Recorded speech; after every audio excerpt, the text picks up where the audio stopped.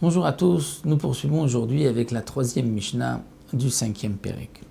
Après avoir vu qu'au moment de la Shrita, lorsqu'on égorge la bête ou lorsqu'on récupère le sang ou lorsqu'on amène le sang vers le Mizbeach, vers l'autel ou au moment où on asperge le sang, si on a pensé à un autre korban, au lieu de penser au korban Pessah, on a pensé à un korban Shlamim ou autre, le korban est pasoul, n'est pas valable, il faudra apporter un autre korban.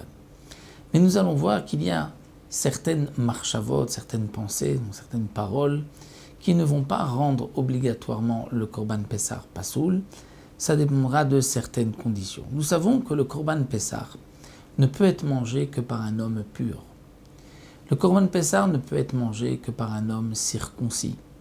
Le korban Pessah ne peut être sacrifié que pour un groupe qui va pouvoir manger le korban Pessah. Au moins chacun va manger un kazaït pendant le volume d'une olive du korban Pessah. Si on a un groupe de personnes âgées ou de malades qui ne pourront pas manger un kazaït, eh bien le korban est pasoul.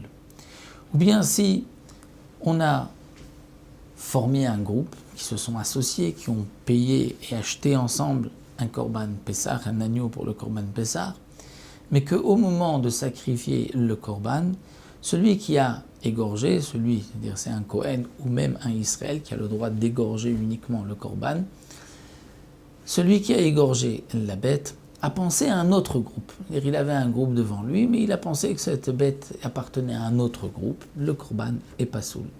C'est ce que le Tana de la Mishnah vient nous enseigner ici, chez Chato. Le korban Pessah a été égorgé chez l'Oléochlav, c'est-à-dire pour un groupe de personnes qui ne peuvent pas manger le korban Pessah. Et dans ce cas-là, le korban est pasoul. Si dans le groupe, certains peuvent manger, d'autres ne peuvent pas manger, là le korban reste kasher.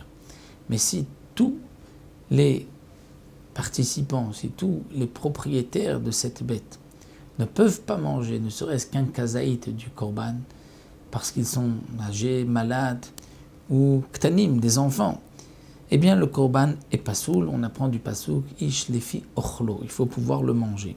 L'essentiel du korban Pessah, c'est d'arriver à le manger.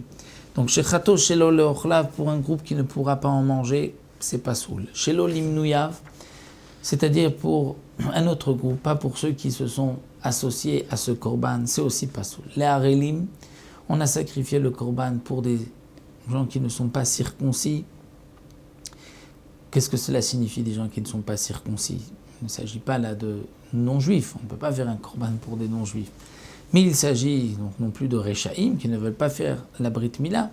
Mais comme nous savons, si un homme a perdu deux frères, c'est-à-dire deux de ses frères sont morts à cause de la Brit Mila, ou d'après certains, 3 de ses frères sont morts à cause de la Brit Mila, Metu Echav Mahmat Mila, la halakha dit de ne pas le circoncire. On devra attendre qu'il grandisse, qu'il se renforce pour pouvoir le circoncire, étant donné qu'il a déjà perdu 2 ou 3 frères selon les avis.